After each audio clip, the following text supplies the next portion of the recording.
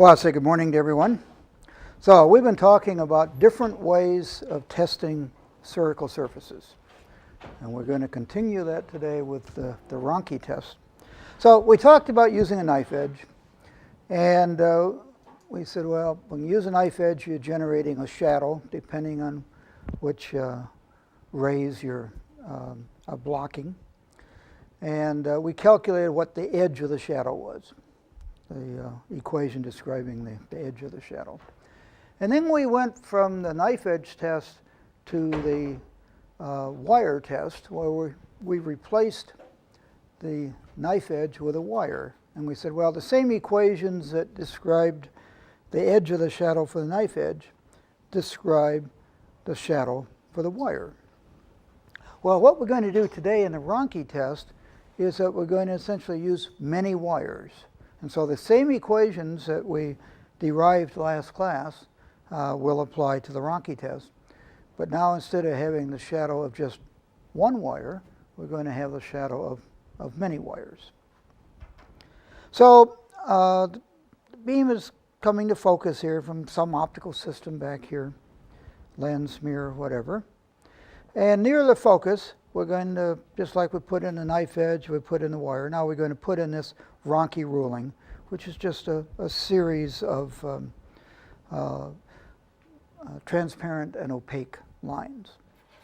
And so if we go to the Ronchi test of a perfect lens, well, this actually, the grating that we're putting in the beam looks a lot like this here. So anyway, this would describe the shadows, shape of the shadows here. And it's the same equation we had before, where we took the, if we put this in at some angle alpha relative to the x-axis, we saw last class that the, what we're going to see then will be shadows at, well, last class it was d, the distance from the axis to where the line was equal to the minus r over h partial delta w with respect to y times cosine alpha plus r over h partial delta w with respect to x times the sine of alpha.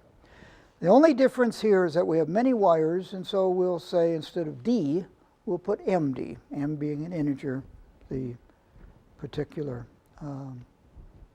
wire we're talking about.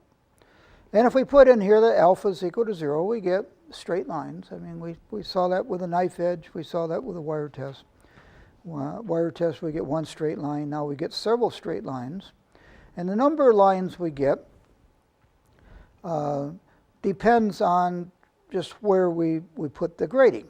If we were to put the grating right at focus, well, you know, the light might slip through here between one of the lines, or maybe blocked by a line, and so the pattern would be either dark or light.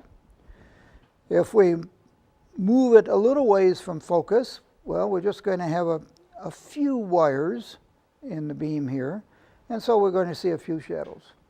We move it farther away from focus here, either inside of focus or outside of focus, and we're going to get many more shadows. Okay.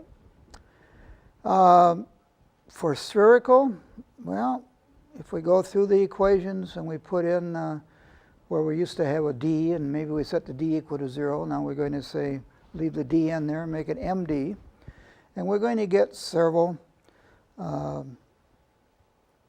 patterns that look like this, or maybe more like this, or maybe more like this, depending on where we put it in the focused beam. If we put it near the paraxial focus, we're going to get a pattern that looks like this. And if I move the grating ruling half a period sideways, I mean, here the light on axis went through the transparent portion of the grating. If I move the grating, I guess probably a quarter of a period sideways, then we're going to get something like this. If I moved it half a period sideways, then this whole center region would be opaque. Now, you know, I look at this, and I put up here third order spherical, but this sort of looks like coma for me. But remember that what we're looking at here is transverse aberrations. So we're looking at the slope of the wavefront. And so if I take a slope of something that goes to the fourth power, I'm going to get something that is going to go to the third power. And so what for a Twyman green or a Fizeau type interferometer, this would look like, this would say, oh, we have coma. When we're looking at the slope of the wavefront, we get a pattern like this. It means, we must have third order spherical. So anyway, now this is where the grating was at paraxial focus. If I move it in a little ways towards the marginal focus, I'll get something like this. And if I move it sideways, the pattern will change a little bit like this. And if I move it in all the way to marginal focus, I would get a pattern like this. Now, how do I know that that's marginal focus? I mean, I can just look at the pattern on the left and tell you that's marginal focus, because we look, the light that went, on axis here, we had a transparent portion of the grating on axis, and we got light through that transparent region. But that same region extends all the way around here. And so the marginal rays are also coming to focus right on axis. Okay. This is the same band. I'm tempted to call it fringe, but I'll say the same band as what we have here. And so these rays are also crossing the axis at the position of this grating. So we have moved this grating in or out, depending on whether we have undercorrected, overcorrected spherical. Well, positive or negative spherical, maybe I should say. We will say that the marginal rays are crossing the axis wherever this grating is. So this is strictly a geometrical analysis here. I haven't said anything about diffraction, and all our equations here are just geometrical equations describing the location of this. But in life we have diffraction. And so what I have, so this is a computer-generated pattern. What I have here is actually some pictures that Margie Green took in 2002 when she took this class and took the lab associated with the class. And this was for testing a parabolic mirror at the center of curvature, and this is the hole in the center of the mirror. And this is for different positions of the Ronchi grating. And so, I mean, this is a very nice example of the Ronchi test. Question? So when you have your imaging, whether it's your eye or whatever else, do you focus on the mirror surface? On the mirror, right. So if I were to come back here, and I put my grating here someplace, when I look in here with my eye or a camera or whatever, I want to image back on this mirror. Because that's, wherever the mirror is, this is just showing a wavefront. But you want to image back on the exit pupil of whatever it is you're testing. Because you want to know what the wavefront is leaving the exit pupil. And these different patterns, I mean, she got these simply by moving the grating back and forth here.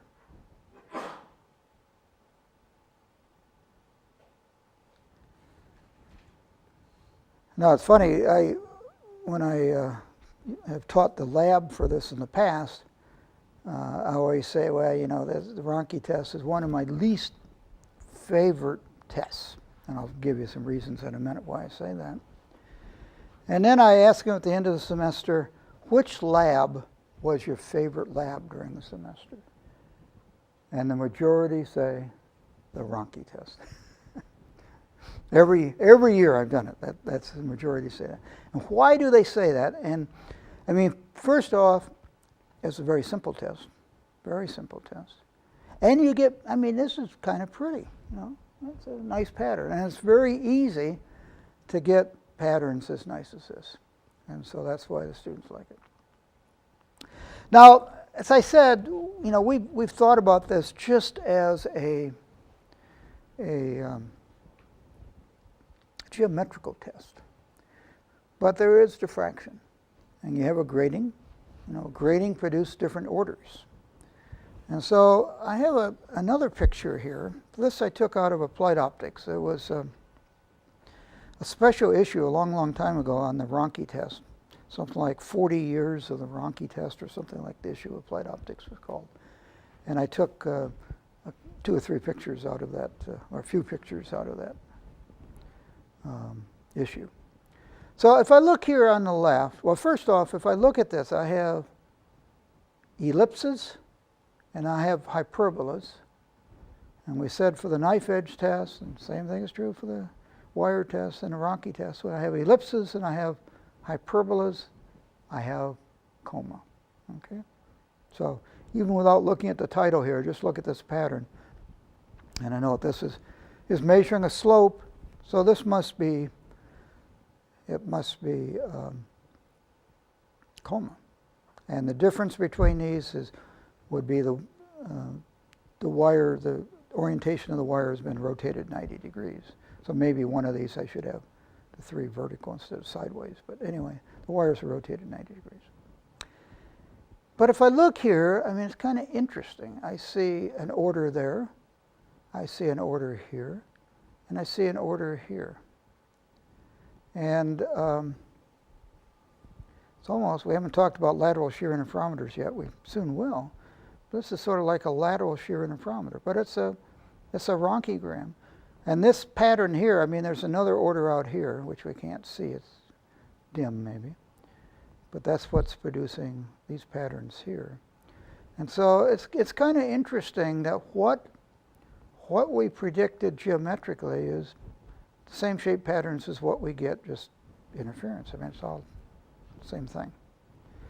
So in this case, we have a lot of shear. The grating was fairly high frequency. And so at any given location, I have only 2 orders overlapping, a 0 and a +1, a 0 and a -1. Out here, a +1, and then there's a +2 out here. And so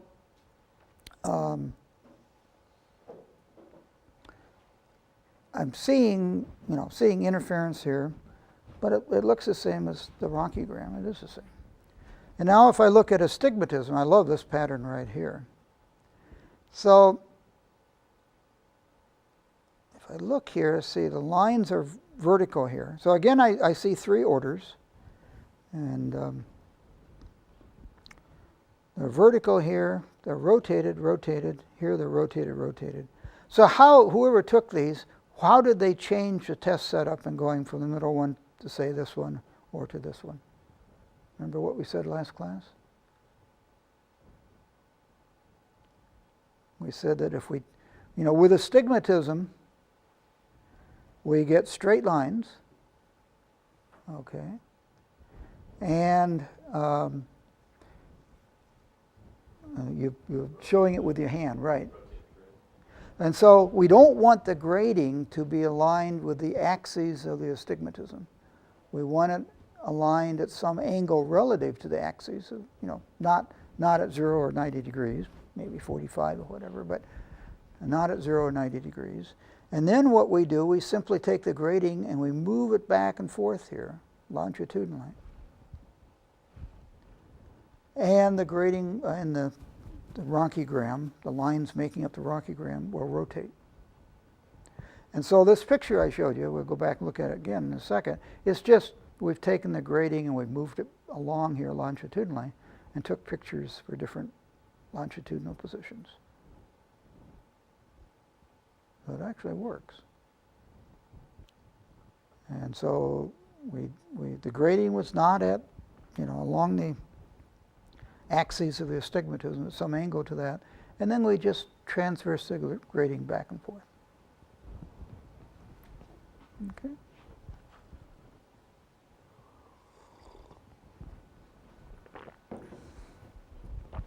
Well, the setup, I mean, we can just take any beam here, light's coming to focus, and we just take this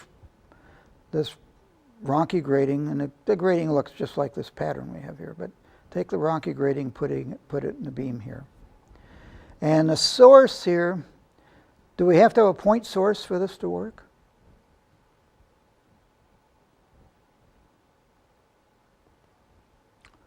Well, we don't have to have a point source, but we'd have to have a line source where the line is, in the same direction. The line source is in the same direction as the lines making up the grating. Because if we were to rotate the line source, then these grating lines with fringe contrast or Ronchi contrast is going to drop out. And so either a point source, or we need to have a line source with a line source that's aligned with the grating that we put in here. Now,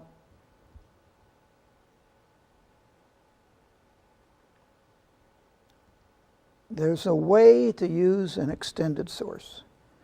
And again, when I used to teach a lab for this, we used this setup here. So in this case, well, we're testing this mirror, and here's our Ronchi ruling here, and our eye, where we're focusing back on the mirror. The source here can be anything in this case. But what we have right here is a grating that is identical to this grating here. In fact, normally it's one grating that just, part of it, the light goes through to the left, and part of it, the light comes back to the right. And so, in a sense, we're kind of imaging that Ronchi ruling back on itself. But anyway, we're going to see a pattern. I mean, the regular Ronchigram that we just looked at. And if I move this, say I move this whole assembly inside, so this image will move outside. And so, it's equivalent to just moving the grating back and forth. But we're going to move both of them, and so it's moving it twice as fast, I guess, in a sense, because we're moving this in, so the image moves out here. And the grating itself is moved in. So, but this is so easy, and when I say that the students love this lab, I think this is the setup, the reason they love the lab. It's just so easy to do this, and you get these, beautiful patterns like this without any work at all. If I think of this in sense of interference, and so I have this source here, and if I'm thinking about the coherence function associated with extended source, what the theorem is, the Van Sittert-Zernike theorem, which I love. And so you would take the Fourier transform of the source to get the coherence function. And for the Ronchi source, it's a periodic source, and a Fourier transform of a periodic source then will be periodic. And so if you go through this from not just a geometrical analysis, but from a diffraction and interference analysis, it works out very well that this is the coherence function here is periodic, and the period is going to be just right. That you're getting all these images out here, all the different orders, and the math just works out right. That you have shears in the images that are just the right distance for the periodic coherence function, and so you get very, very sharp Ronchigrams, whether you think about it geometrically or if you think about it from a diffraction and interference analysis. Well, I say, I told you earlier, I don't like the Ronchi test. Students in lab love the Ronchi test. So let's make some comments here. Why do the students love it? Well, and why do amateur astronomers love it? They use this all the time too. And the advantages is that the test is simple, inexpensive, and it will work if you do it like this with one grating all the way across here. It will work with any source you have, no source requirement. And it could be a white light source. It doesn't even have to be a quasi-monochromatic. It could be extended white light. That's great. Disadvantages. Well, it doesn't give the wavefront directly. I mean, it's giving you something like the slope of the wavefront. And for a single Ronchi ruling, you have one orientation that's giving the slope in one direction. And so if I really want to test something that's not rotationally symmetric, I'd want to set it up with do two tests with the Ronchi lines at 90 degrees to one another. So I get both, say, the x slope and the y slope. But the real problem, I don't like this, is that the diffraction effects can be a lot of trouble. If I have a real coarse grating, so I think all the orders produced by the grating, real coarse grating, the orders are not separated by very much. And it works well. But a coarse grating gives you low sensitivity. And so it works well, but it has low sensitivity. So, okay, so I want to go to a higher frequency grating. I put in a higher frequency grating, and before I know it, I'm going to have a mess. It's going to be a terrible pattern, because I have all these orders, and they overlap. And so I don't have 2 beam interference, I have 10 beam interference or something, from all of the diffraction orders. Or if I go to a real high frequency grating, then I get something like this, which is kind of nice. Now the orders are separated, and so I get nice clean patterns here. But if I'm really going to do this, I'm just going to go to a lateral shear interferometer, which we're going to talk about in just a little bit. Because this is nothing but a lateral shear interferometer, and where I have a lot of shear. I have to have shear at least half a pupil in order to not get the diffraction beams overlapping. And so the diffraction effects are really a problem, and they limit the accuracy of the test. And so if I'm going to do a test like this, I'm going to do something like a lateral shear interferometer test, which we'll look at in just a second. So any questions on this? Yes?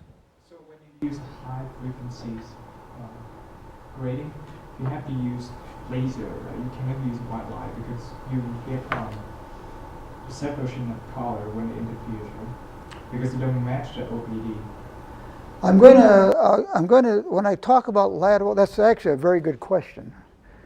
When I talk about lateral shear interferometers, I'm going to talk about achromatic lateral shear interferometers. So I'm going to talk about interferometers that will work with a wide spectral bandwidth, and that will actually also work with an extended source.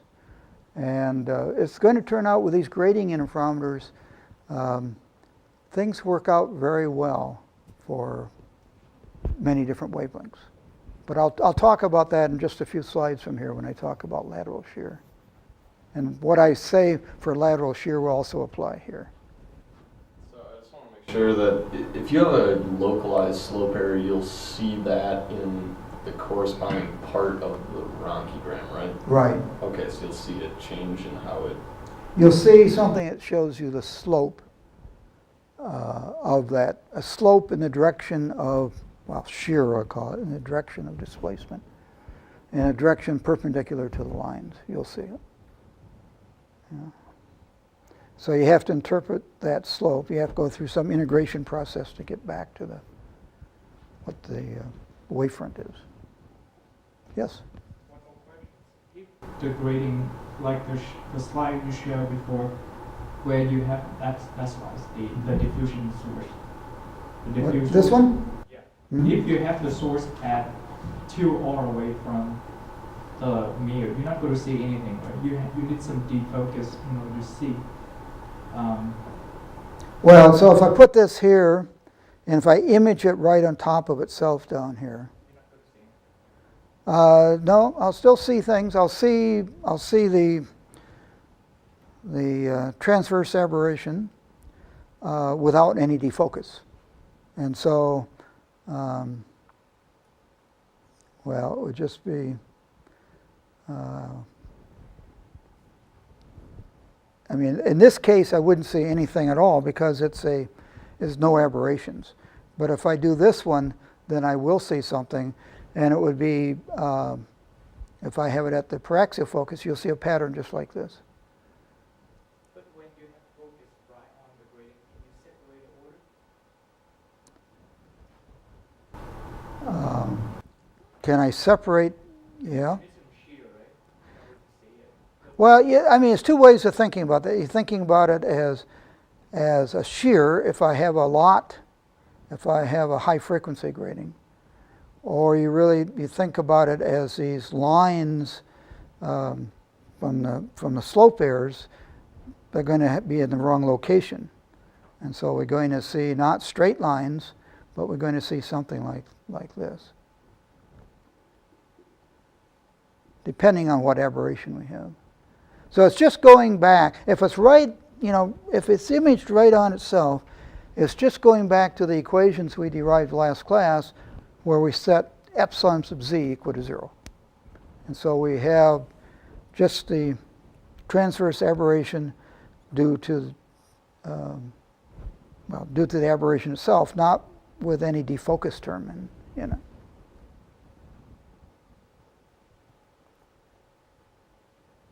Is that not just like when we were doing the moire? Yeah, it's the same. Another way of thinking about it. Yeah.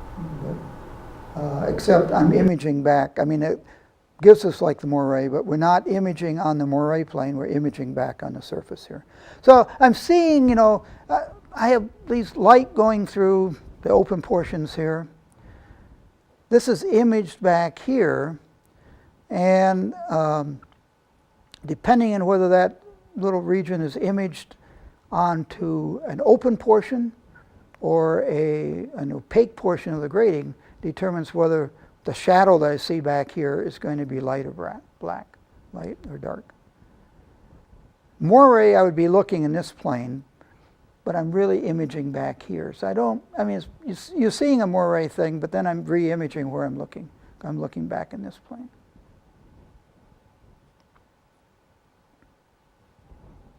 And different portions of this, because of slope errors, different portions of this are causing the images here to be at different locations here, basically, is what it amounts to.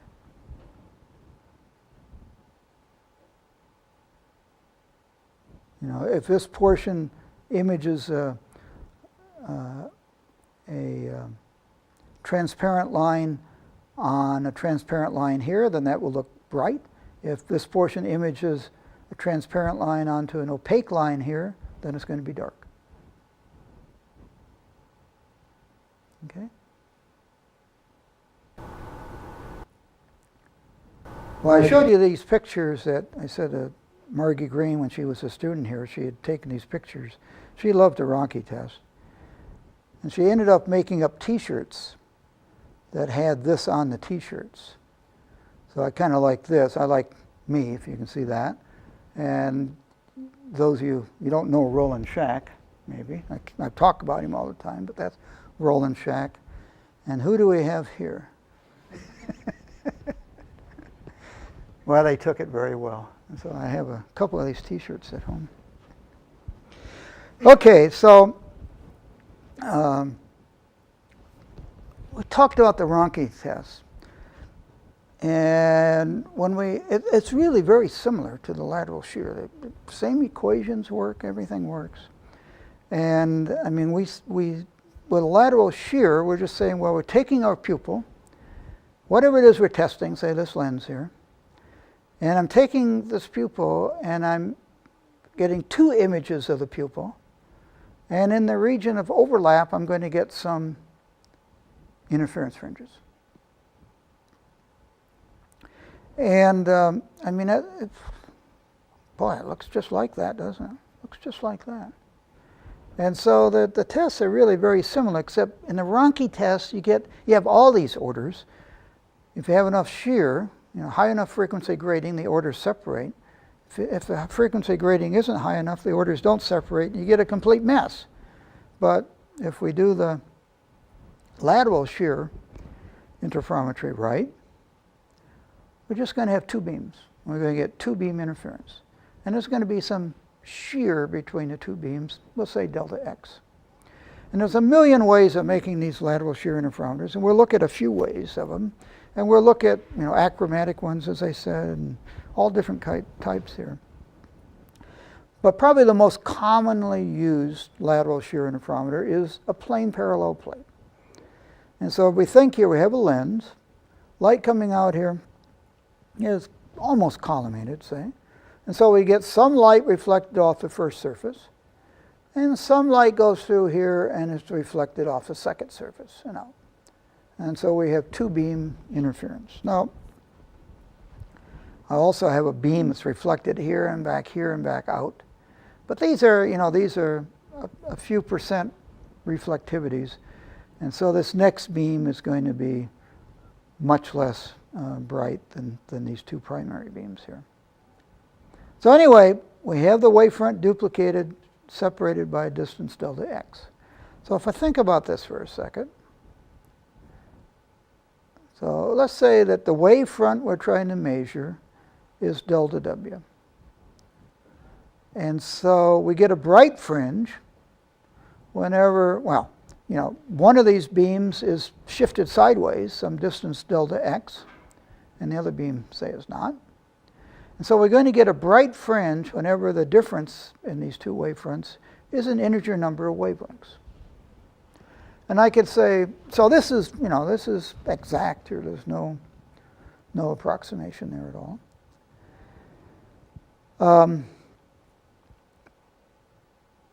I look at this for a second. I say, well, that's really like the partial of delta w with respect to x averaged over the shear distance times delta x, the shear distance. And so what we're measuring here is the average value of slope over the shear distance. If we go back to the Ronchi test, we said, well, what we're measuring is the slope of the wavefront. If we think about it just geometrically anyway, it's the slope of the wavefront. But if you really look at it and thinking of the shearing and whatever, it's sort of an average value of the slope over the shear distance. If we make delta x real small, then this would become the slope. So remember, might ask us on a test, but anyway, you should remember that the lateral shear interferometer measures the average value of slope over the shear distance. Have any of you used this to check for the collimation of a beam? Yeah, very, very common. And so I show that here. And there's two ways of doing this, I guess. One is you have a plane parallel plate, and one is you have a little wedge between the two surfaces here.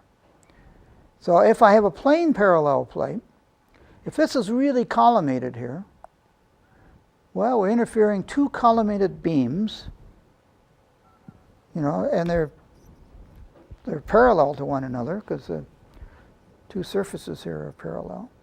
And so if this is really collimated, I'm going to have one fringe there. Maybe a bright fringe, it may be a dark fringe, or something in between, depending on the separations here. And if I change the curvature a little bit, now I'm really interfering two spherical waves, and I get, you really get hyperbolic fringes, but they look awfully straight. So we're essentially, as we change the collimation here, the fringes here will go from, for a perfect collimation, we'd have one fringe. To a little defocus, we're going to have straight fringes, and the more defocus we get, the more straight fringes we get.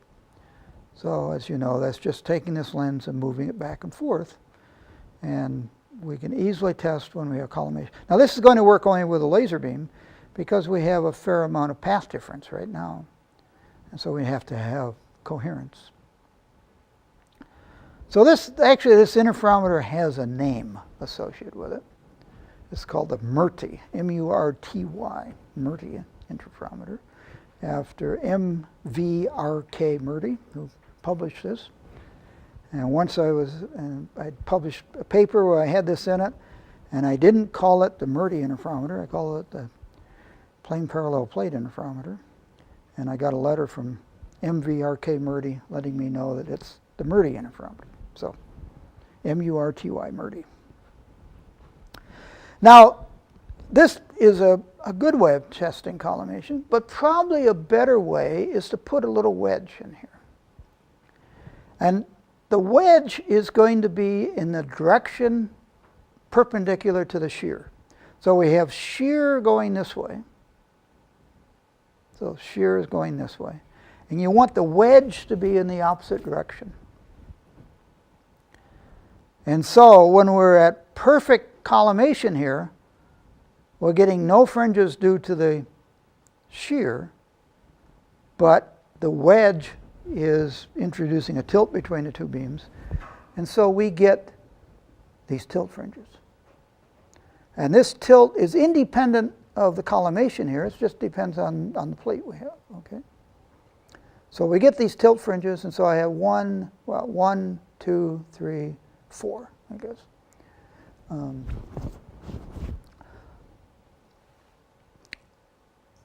And so I'm always, even as I change the collimation of this beam, I'm always having these 4 tilt fringes this way. But now as I change the collimation of the beam, because of the shear, I'm tending to get fringes like this, but because of the tilt, because of the wedge between the two plates, I'm tending to get fringes like this, and so the real fringes are going to be at some angle. And as I get further away from collimation, I'll have more fringes due to, or more OPD, due to the shear, while the tilt remains the same.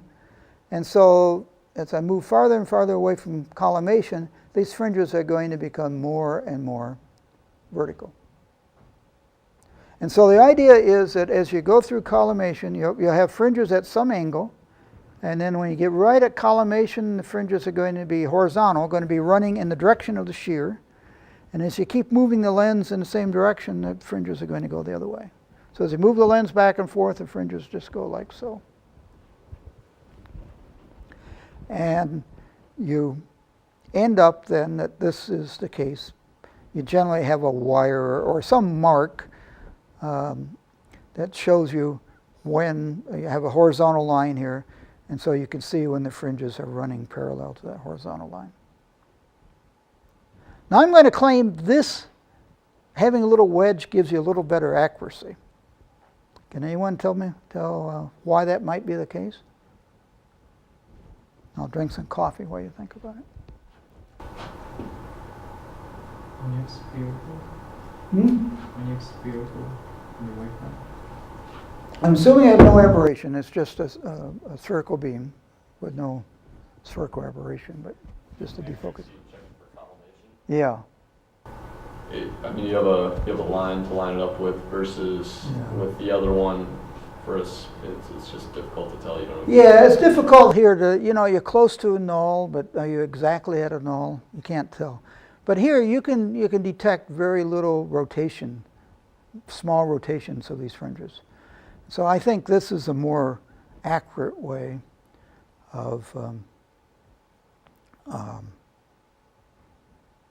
doing the collimation, to have a little wedge. You don't want a lot. You want a few seconds of wedge, because you want 3, 4, 5, 6 fringes. You don't want 20 fringes. So you just want a few seconds of wedge here. And you want the wedge to be perpendicular to the direction of shear. Okay, any questions on this? I'm glad that most of you have played with this in the lab. So if we have no aberration, we get nice, straight, equally spaced fringes. If we have spherical aberration, we might get something like this. I mean, this is the same pattern we saw before. And again, it looks like coma for a Twyman green, but we're doing a derivative here. And so this is indeed spherical aberration.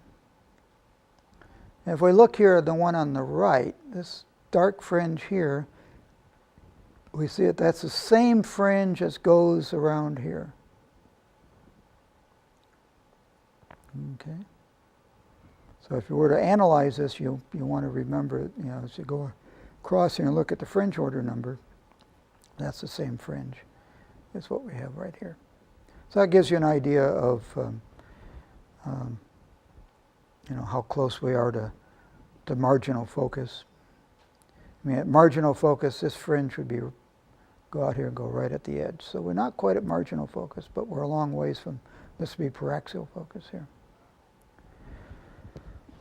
Well, there are a lot of ways of making lateral shear interferometers. And one that I had a lot of fun playing with over the years was this one right here. So it's a little bit like the Ronchi test. I mean, it's going to be very similar. But remember, the problem with the Ronchi test was if we had a real coarse grating, we got nice patterns, but we didn't have much sensitivity. If we had a finer frequency grating, so the orders separated a little bit, then we had a mess. And if we have a lot of separation and more than half a pupil, well, that would work, but you really are missing part of the pupil if you do that. So here's a way to get around some of these problems. So this is a diffraction grating that has two different line spacings. And let's say we have a diffraction grating here that has a set of lines that are 200 lines per millimeter. And let's say we have another grating that has a set of lines that are 220 lines per millimeter. And let's say these are superimposed on one plate. In a minute I'll worry about how we might make that plate. But if I think here for a second, I'm going to have a zero order that's going to go straight through here. I'm going to have a first order due to the lines at, say, 200 lines per millimeter. And I'm going to have another first order due to the lines at 220 lines per millimeter. And so there's going to be a little called angular shear between these two first orders, which is really can be converted into a radial shear here, or a lateral shear, I should say, lateral shear here. Now, I still have, a zero order going through here, and I have some minus orders coming down here, and I probably have some second orders coming up here. But I'm able to make this where I really just have two orders here. Two beams overlap, two beam interference. And the amount of shear, well, the amount of shear here, the amount of angular shear would depend upon the spatial frequency difference of these two gratings. If I have 200 lines per millimeter and 220 lines per millimeter, I have some angular shear. If I have 200 lines per millimeter and 210 lines per millimeter, I have about half as much shear. Okay? So I have pretty good control of the amount of shear. I want to make my grating here, however I make that, and we'll worry about it in a second. I have pretty good control of that. And I have just two beam interference. Furthermore, if I'm clever here, I can have two lines, two frequencies with lines in a vertical direction, 200 and 220 lines per millimeter. So that's going to give me shear in one direction, and so I'm measuring slopes in that one direction. But now, if on that same plate, if some way I can put lines horizontal, again 220 and say 200 lines per millimeter and 220 lines per millimeter, then I'm going to get orders coming out in the other direction. And I might end up with something that looks like this. So this would be my zero order. This would be, here I have two orders caused by vertical lines at 200 lines per millimeter and 220 lines per millimeter, let's say. And then if I also have horizontal lines on the grating, then I can get orders in this direction. And again, if I have two sets of horizontal lines, I can have two first orders here, and I'll get interference here. So if I'm testing something with some aberration, I'm measuring both shear in the x direction and shear in the y direction, all at once.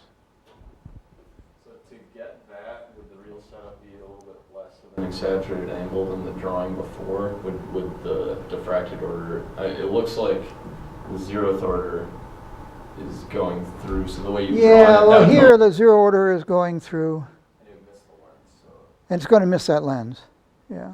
So you can imagine it just like we have a bigger lens and we have the same kind of shear situation also going down because you have. Going down, right. I have plus orders here and minus orders down here. Okay. And then the same thing at 90 degrees to this. Okay, so this is just a little more exaggerated. Yeah. Well, I can pick how far out these are by what the spatial frequency of the grating is. If I go to a 400 line per millimeter grating, these would be out here, way out here. And so you want the spatial frequency here to be large enough so you separate the 0 order and the +1 orders. And so depending on the cone angle here, if you have a small cone angle, then you don't need real high frequencies. If you have a larger cone angle, then you need higher frequencies.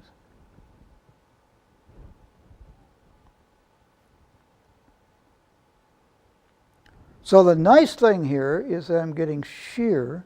I said, well, with a Ronchi test, knife edge test, all these things, you're measuring shear in one direction. Here I have a device now that is giving me shear in 2 orthogonal directions all at once. Okay. So if I look at this, what aberration am I measuring? Coma, yeah. Ellipses and hyperbolas. So coma. So how did I get that? I just tilted that lens a little bit. Got coma. Okay. So you understand how this works. So how might you get one of these? And so one way of making these is essentially a holographic process. You take film or photoresist, you interfere 2 beams of light, you record the interference pattern. You change the angle between the 2 beams a little bit, and you make a second exposure. So one of these, I keep using the number 200 lines per millimeter, and then increase the angle a little bit, and I got 220 lines per millimeter. Then you rotate the plate 90 degrees and repeat the process. And so you have 2 sets of frequencies for vertical lines and 2 sets of frequencies for horizontal lines. Okay.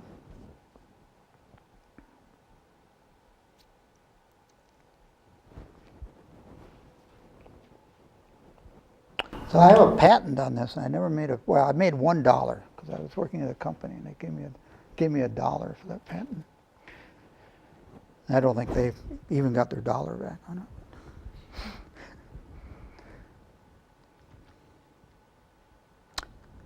Well,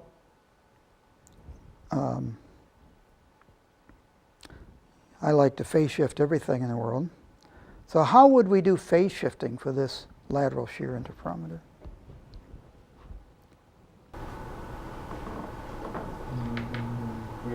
Move the grating, yeah. So if I were to move this horizontally, I would be phase shifting, well, if I were to move this some distance, I have 2 different frequencies here, a 200 and a 220 line per millimeter. So I'd be phase shifting both of these orders, but a different amount because the line spacings are different here. And so I could easily phase shift. And for the, the orders coming out of the screen, so you just move the grating not, in the plane of the screen, but you move it, say, at 45 degrees out of the screen. So I could phase shift both the X shear and the Y shear. Okay. So this turns out to be it's actually a very handy little interferometer. Works very well for getting your shear in 2 orthogonal directions, and it gives you the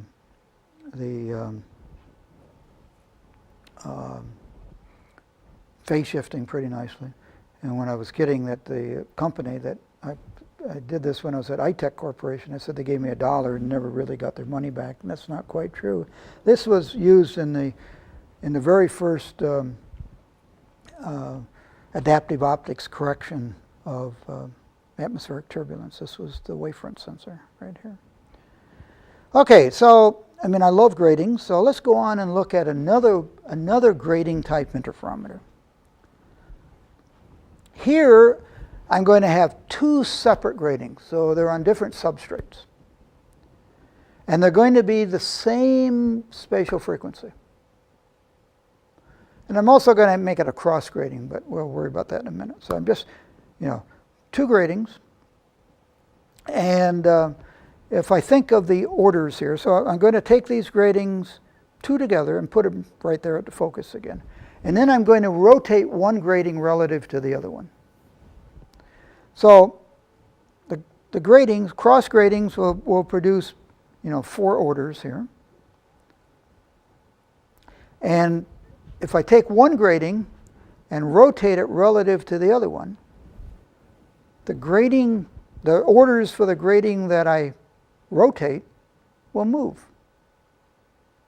And so I can now make a variable shear interferometer by rotating one grating relative to the other one. Okay. So the two gratings, each one has the same line frequency, and they're both crossed gratings. Rotate one to the other, and the orders for the one that you rotate will move. And so I can vary the shear here. Any questions on that?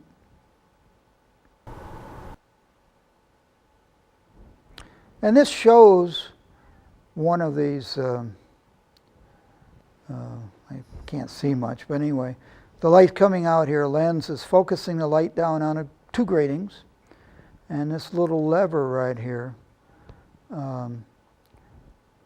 rotates one grating relative to the other one. And so you could get something like this, kind of a noisy pattern, but you get something like this. And if I rotate one grating a little bit, well, you see just a little bit of shear there, a lot of shear over here. Okay. What exactly is that? What extra information does that give you? It gives you a way of varying the shear. If I'm measuring something without much aberration, I probably want a lot of shear. If I'm measuring something with a lot of aberration, I probably don't want much shear because I'll get too many fringes.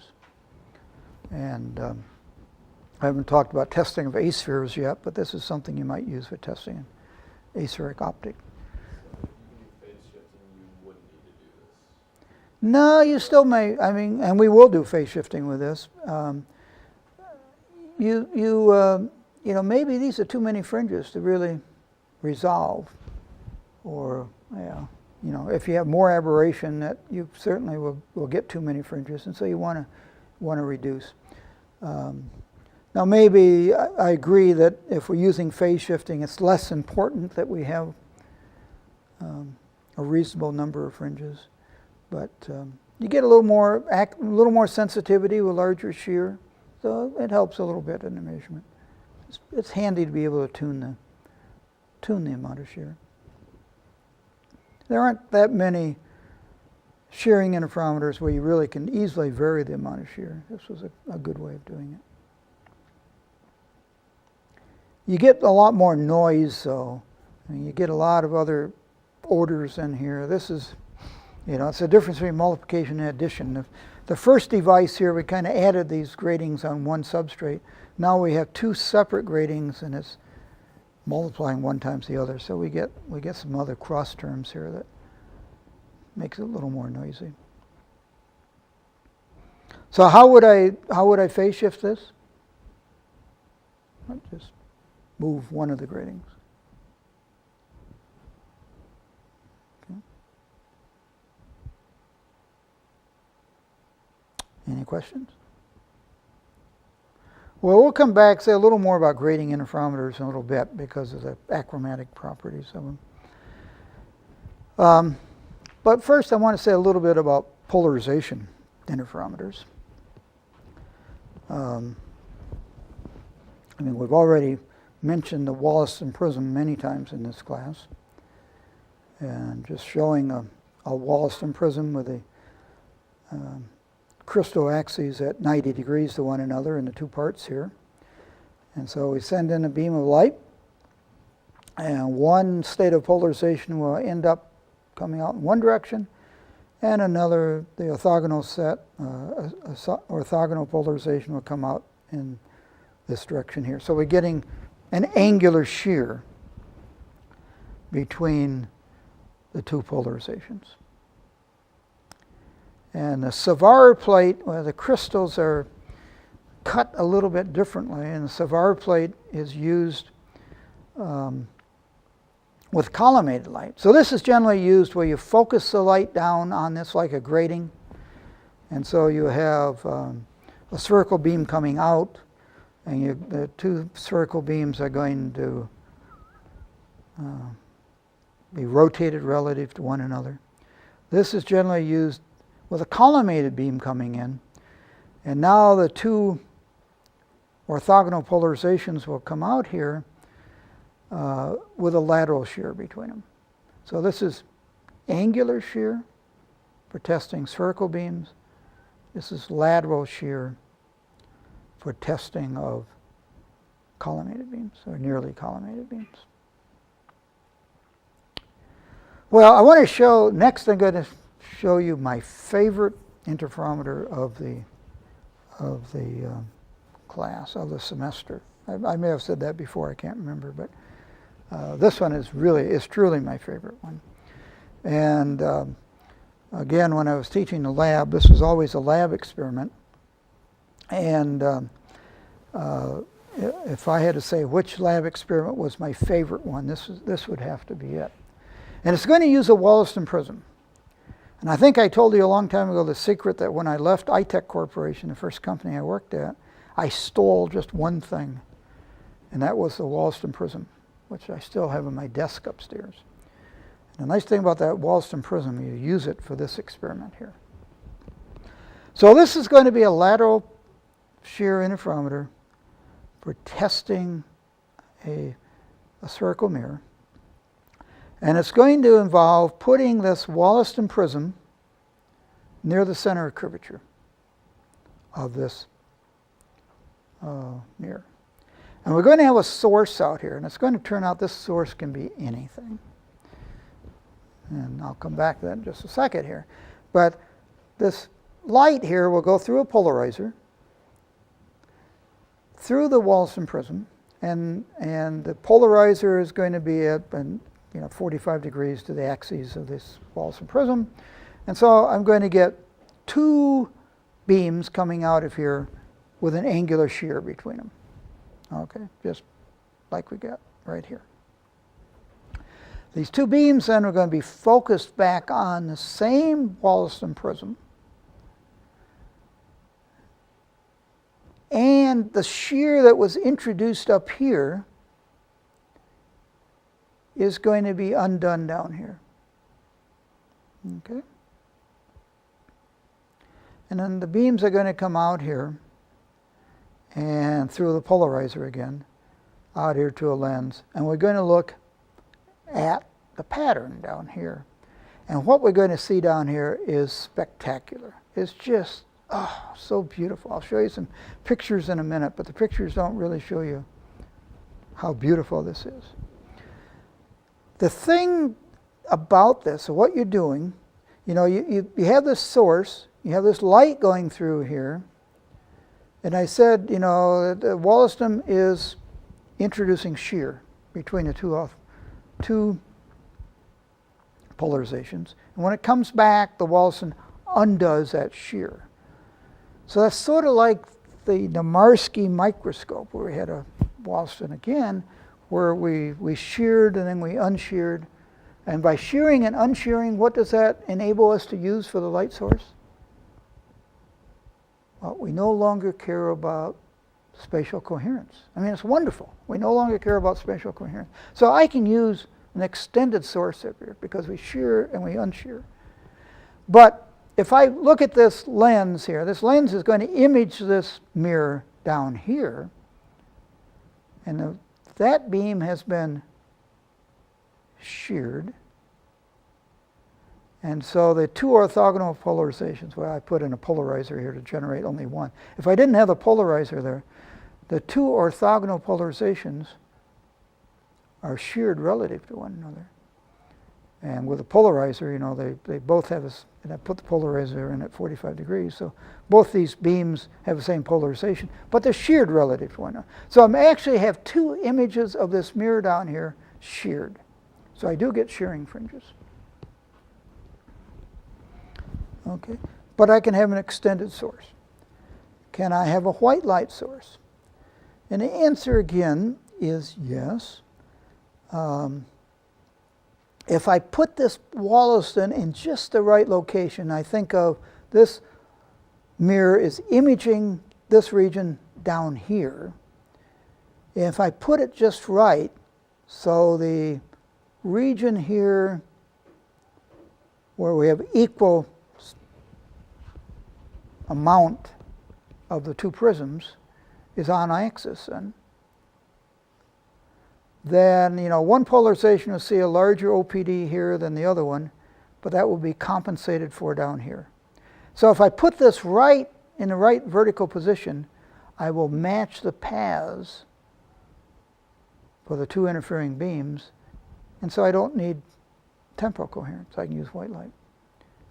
Okay.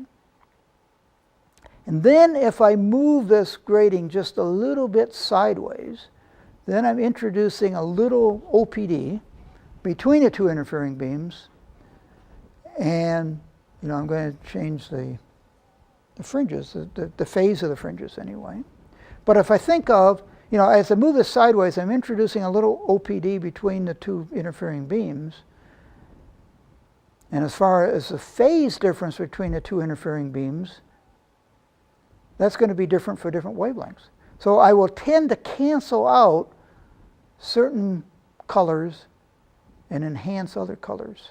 And so what you see is just a pattern here that can just be so absolutely gorgeous, where you move this sideways and you change the color of the fringe pattern you get.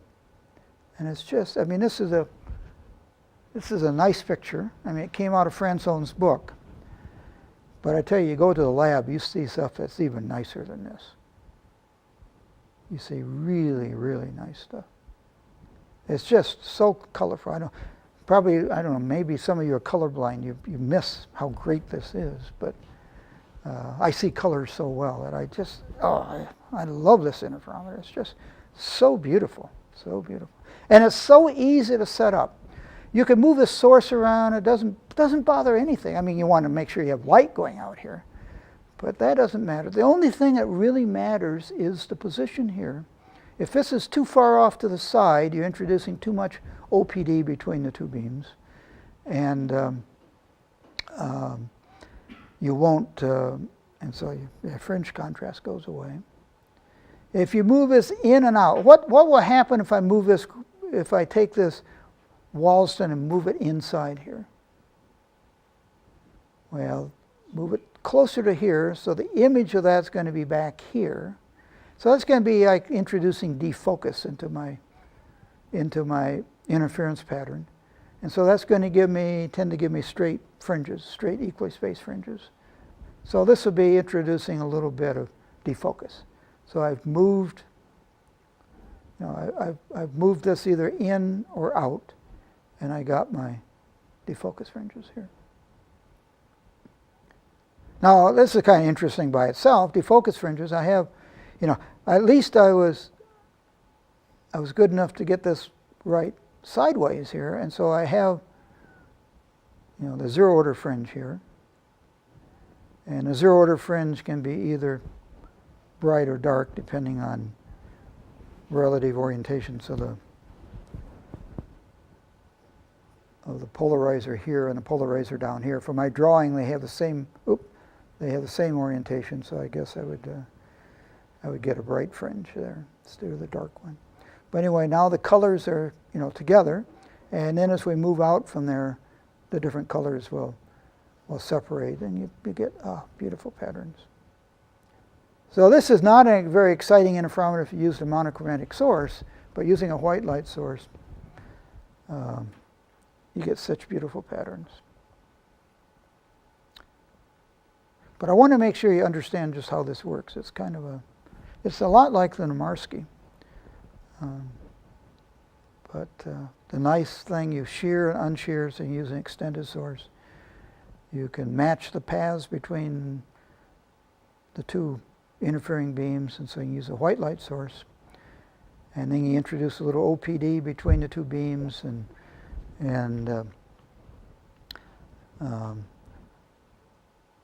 so the phase difference between the two beams will depend upon the wavelength, and so you cancel out some colors and enhance other colors. You just get a beautiful pattern. Any questions? Okay.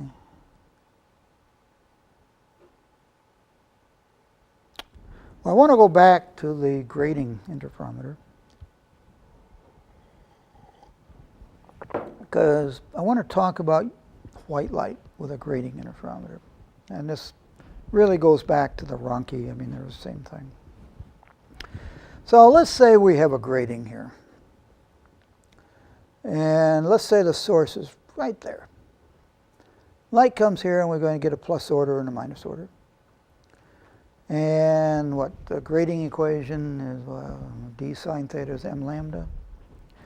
And so what if we go to longer wavelengths, is the diffraction angle larger or smaller? I forget. What is it? What? Larger, right. D sine theta is m lambda. So lambda increases, theta increases. So the red light, so here's our white light source. So the red light, after being diffracted, appears to be coming from back here. So light goes out here, and if we look back, the source appears to be back here for the first order. And the red light one would be up here, and the blue one would be down here. And likewise for the minus one orders. You know, the blue is diffracted, smaller angle than the red. And so, at least for small angles here, there's a sign in there instead of a theta, but for small angles, we can say just think of the sign as being theta. The separation between the plus and minus orders here, if I'm looking back here and looking at these virtual spots, the separation between the plus and minus orders is proportional to the wavelength. Therefore, the fringe spacing here is proportional. The fringe spacing is the same for all the wavelengths.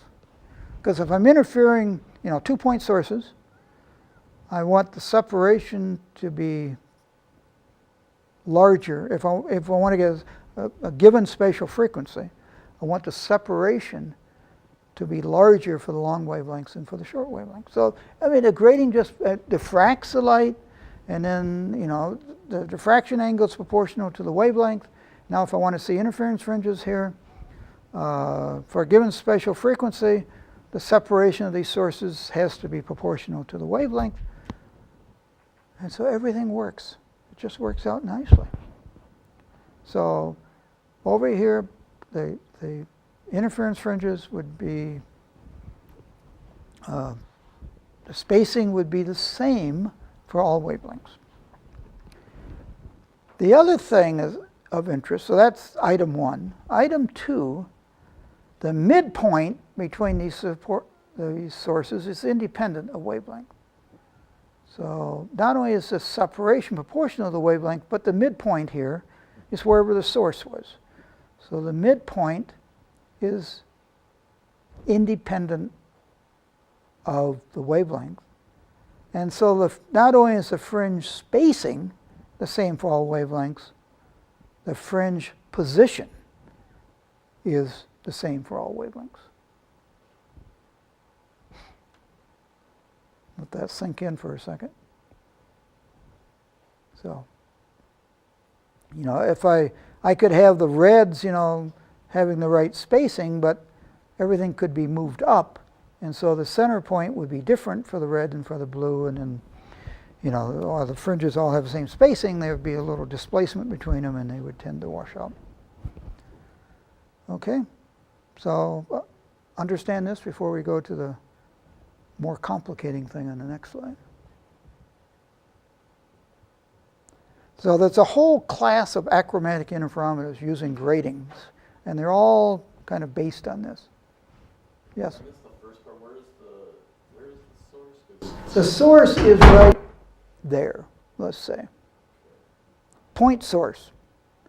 Point source goes out, illuminates this grating, and I'm back here looking back, and oh, it looks like the first order, it looks like, well, I have a blue source there and a red source there. And in -1 order, I have a blue source there and a red source there. As long as I'm over to the right side of the grating. Okay.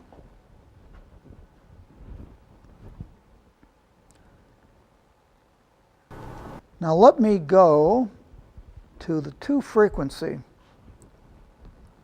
grating here. So the light, we have a source there, and we're going to have 2 frequencies here. Again, the 200 and 220 lines per millimeter or whatever. And just like for grating, the separation between the first orders is proportional to the wavelength. Okay? So, one grating is producing a blue, looks like we have a blue source there and a blue source there, and we have a red source there and a red source there. And the separation from the grating equation, the separation between the first orders is proportional to the wavelength. Therefore, the fringe spacing over here is the same for all wavelengths. But the problem here is that, is that my red and my blue, well, the separation is right. The center, the midpoint, is different for the red sources and the blue sources. And so while here I have both wavelengths giving me the same space fringing, same space fringes, the fringes are shifted relative to one another. So what I'm going to do, let's say I have a 200 and a 220 line per millimeter grating here. What I'm going to do is to add another grating here that is the average of these two, or 210 lines per millimeter. And that will take these 4 sources and move 2 of them above the axis, and 2 will still be below. Because this is like 200 and 220. This is 210. So the orders produced by the 200 will be moved up here too far. And those produced by the 220 will not be moved quite that far up. But now what we have is not only will the spacing here be proportional to the wavelength, but the midpoint is the same for all wavelengths. Well, I think it's time to stop here, and I think this is probably fuzzy, at least I know from previous times I've talked about this. And so next class, I guess next Tuesday, right and early next Tuesday morning, we'll come back and we'll start with this slide here. But between now and then you can think about it, and by the time you come back it will be completely clear to you. And so when I ask you to explain it to me, you'll be able to. Okay, so it's an exciting weekend with both a football game and a basketball game. And I'm sure that all of you are just dying to go to these games. But meanwhile, you'll be studying this too. So I'll see you.